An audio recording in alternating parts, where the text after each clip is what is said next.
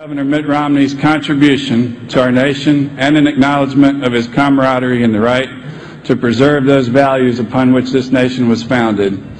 With the power vested in me by the Board of Trustees of Liberty University, the Doctor of Humanities is hereby conferred upon Governor Mitt Romney with all the rights and the privileges appertaining thereto. And somebody's got to review it.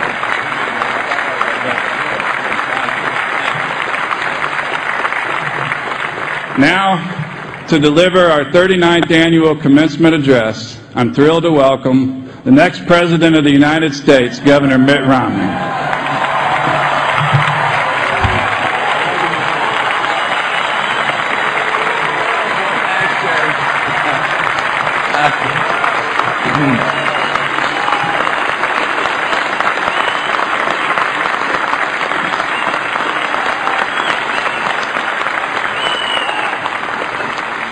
Thank you so very much. Mark, thank you for that very powerful and moving and emotional for me introduction. Thank you for your friendship. What a great man. Chester Falwell, thank you for your introduction and for your support and kindness today. Pastor Jonathan Falwell, Dr. Luis Palau, faculty and staff and distinguished guests, parents and friends, and graduating seniors from Liberty. For the graduates, of course, this moment marks a clear ending and a clear beginning. The task set before you 4 years ago is now completed in full. To the class of 2012, well done and congratulations.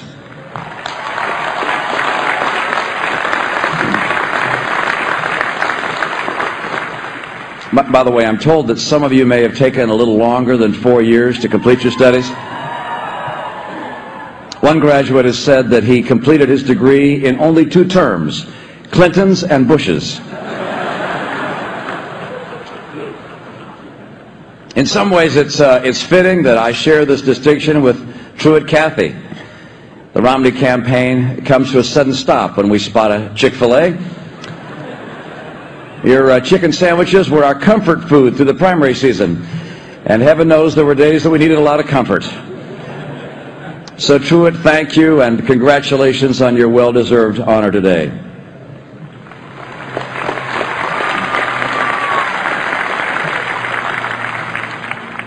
Of course, there are some people here who are even more pleased than the graduates. That would be their parents. Their years of prayers and devotion and investment have added up to this joyful achievement. And with credit to Congressman Dick Armey, the American dream is not owning your own home. It is getting your kids out of the home you own.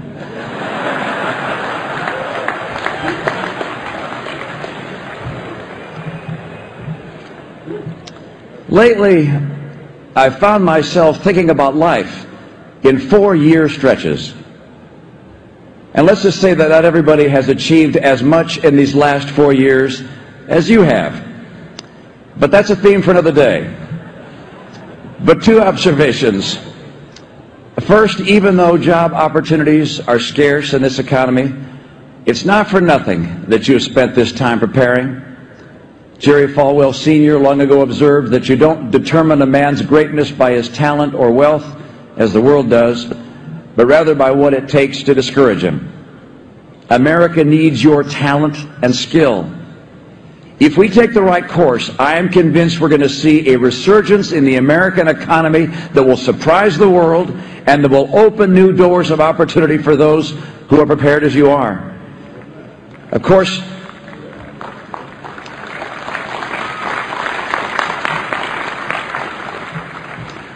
what the next 4 years might hold for me is yet to be determined. But I will say that things are looking up, and I take your kind hospitality today as a sign of good things to come.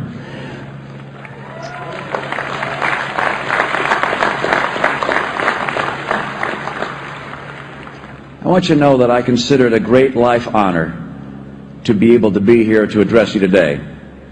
Your generosity of spirit humbles me.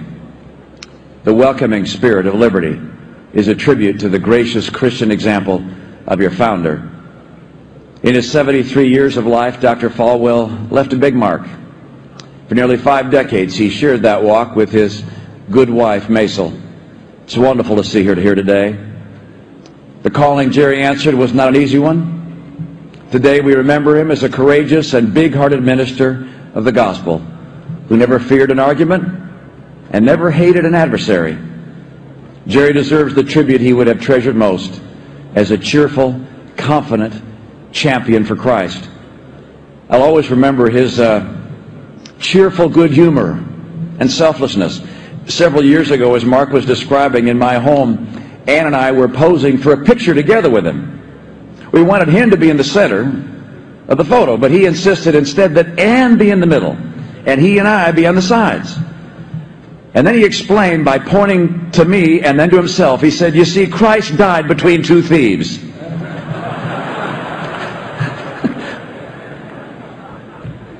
Maybe the most confident step Jerry ever took was to open the doors of this school 41 years ago. He believed that Liberty might become one of the most respected Christian universities anywhere on the earth, and so it is today.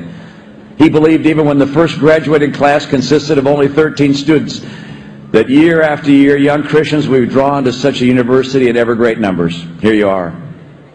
Today, thanks to what you have gained here, you leave Liberty with conviction and confidence as your armor. You know what you believe, you know who you are, and you know whom you will serve. Not all colleges instill that kind of confidence, but it will be among the most prized qualities from your education here. Moral certainty, clear standards, and a commitment to spiritual ideals will set you apart in a world that is searching for meaning. That said, your values will not always be the object of public admiration. In fact, the more you live by your beliefs, the more you will endure the censure of the world. Christianity is not the faith of the complacent, the comfortable, or of the timid. It demands and creates heroic souls like Wesley, Wilberforce, Bonhoeffer, John Paul II, and Billy Graham. Each showed in their own way the relentless and powerful influence of the message of Jesus Christ. May that be your guide as well. You enter a world with civilizations and economies that are far from equal. Harvard University historian David Landis devoted his lifelong study to understanding why some civilizations rise and why others falter. His conclusion was this: culture makes all the difference. Not natural resources, not geography, but what people believe and what they value. His rise to global leadership is our Judeo-Christian tradition, with its vision of the goodness and possibilities of every human life. The American culture promotes personal responsibility, the dignity of work, the value of education, the merit of service, devotion to a purpose greater than self, and at the foundation, the preeminence of family. The power of these values, this culture, is evidenced by a recent Brookings Institution study that Senator Rick Santorum brought to my attention. For those who graduate from high school, get a job, and marry before they have their first child, the probability that they will be poor is 2%. But if those things are absent, 76% will be poor. Culture, what you believe, what you value, how you live, matters. Now, as fundamental as these principles are, they may become topics of democratic debate from time to time. So it is today with the enduring institution of marriage. Marriage is a relationship between one man and one woman.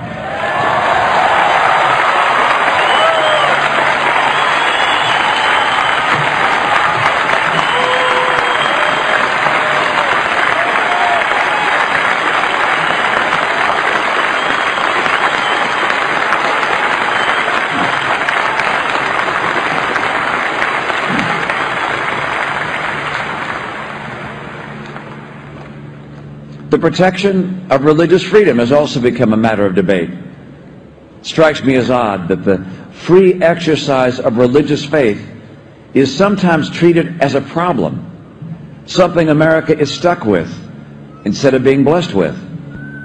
Perhaps religious conscience upsets the designs of those who feel that the highest wisdom and authority comes from government. But from the beginning, this nation has trusted in God, not man.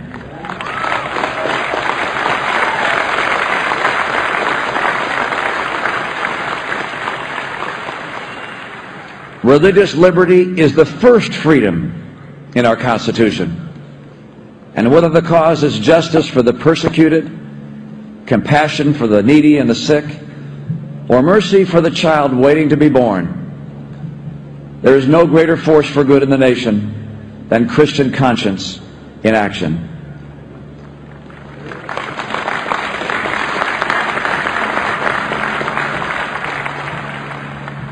Religious freedom opens a door for Americans that is closed to many others around the world.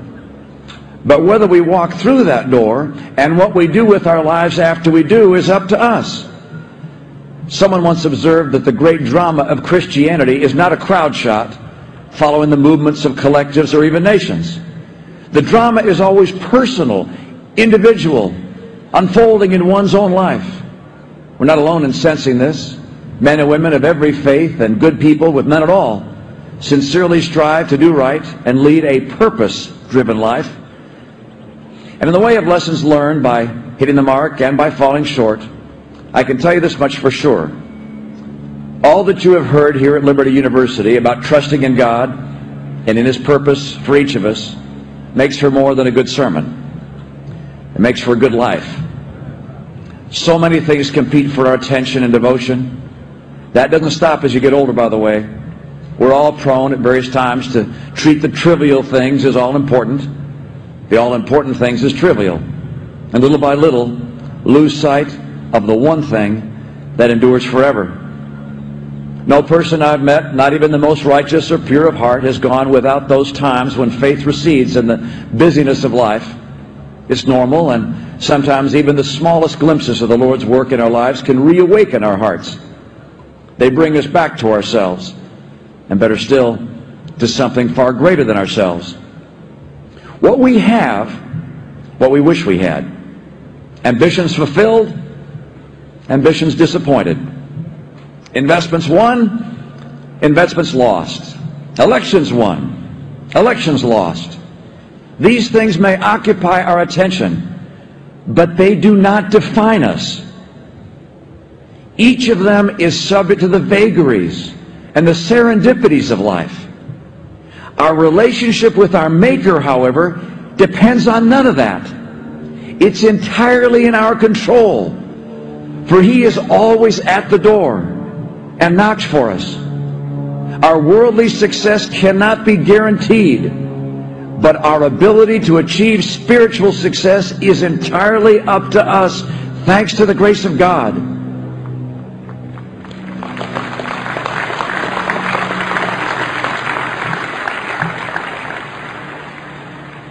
The best advice I know to give is to give those worldly things your best, but never your all.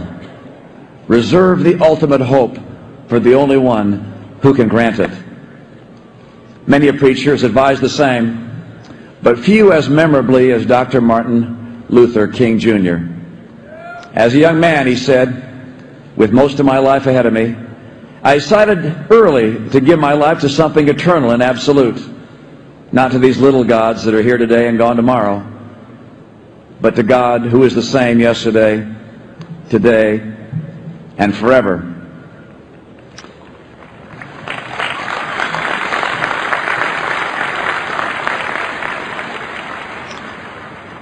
In this life, the commitments that come closest to forever are those of family. My dad, George Romney, was a CEO, a governor, and a member of the President's cabinet. My wife, Ann, asked him once, Dad, what was your greatest accomplishment? Without a moment's pause, he answered, raising our 4 kids. Ann and I feel the same way about our family. I've never once regretted missing a business opportunity so that I could be with my children and grandchildren. Among the things in life that can be put off, being there when it matters most isn't one of them. As C.S. Lewis said, the home is the ultimate career. All other careers exist for one purpose, and that is to support the ultimate career. Promotions often mark the high points in a career. I hope I haven't seen the last one of those. But sometimes the high points come in unexpected ways. I was asked to help rescue the 2002 Olympic Winter Games in Salt Lake City. I'm embarrassed now to recall that when this opportunity was first presented to me, I dismissed it out of hand. I was busy. I was doing well. And by the way, my lack of athletic prowess didn't make the Olympics a logical step for me. In fact, after I accepted the position, my oldest son called and said, Dad, I've spoken to the brothers. We saw the paper this morning. We want you to know there's not a circumstance we could have conceived of that would put you on the front page of the sports section. The Olympics were not a logical choice, but that was one of the best and most fulfilling choices of my life. Opportunities for you to serve in meaningful ways may come at inconvenient times, but that will make them all the more precious. People of different faiths, like yours and mine, sometimes wonder where we can meet in common purpose when there are so many differences in creed and theology. Surely the answer is that we can meet in service, in shared moral convictions about our nation stemming from a common worldview. The best case for this is always the example of Christian men and women working and witnessing to carry God's love into every life. People like the late Chuck Colson. Not long ago, Chuck recounted a story from his days just after leaving prison. He was assured by people of influence that even with his prison record, a man with his connections and experience could still live very comfortably. They'd make some calls, get Chuck situated, set him up once again as an important man. His choice at that crossroads would make him instead a great man. The call to service is one of the fundamental elements of our national character and culture. It has motivated every great movement of conscience that this hopeful, fair-minded country of ours has ever seen. Sometimes, as Dr. Viktor Frankl observed in his book For the Ages, it's not a matter of what we're asking of life, but rather what life is asking of us. How often the answer to our own problems is to help others with theirs. In all of these things, family, faith, work, service, the choices we make as Americans, in other places, are not even choices at all. For so many on this earth, life is filled with orders, not options, right down to where they live, the work they do, and how many children the state will allow them to have. All the more reason to be grateful this and every day that we live in the United States of America, where the talent God gave us may be used in freedom. Thank God for this country.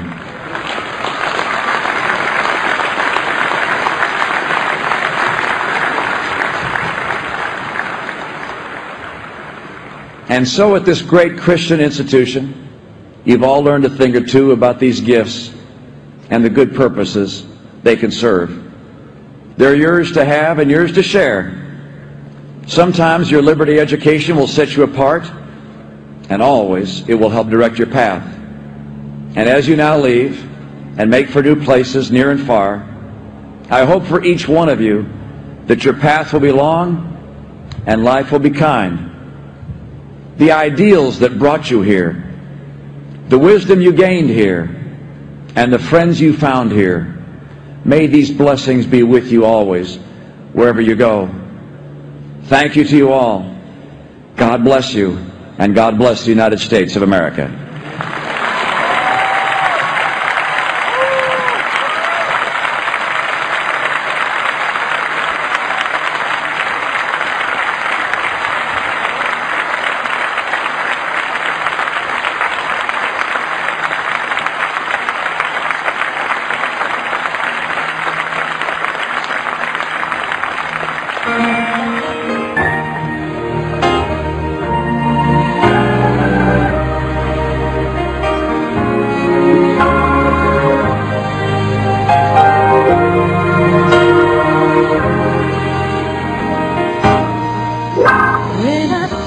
about the Lord, how He saved me, how He raised me, how He filled me with the Holy Ghost, how He healed me to the uttermost. When I think about the Lord, how He picks me up and turned me around, how He placed my feet on solid ground.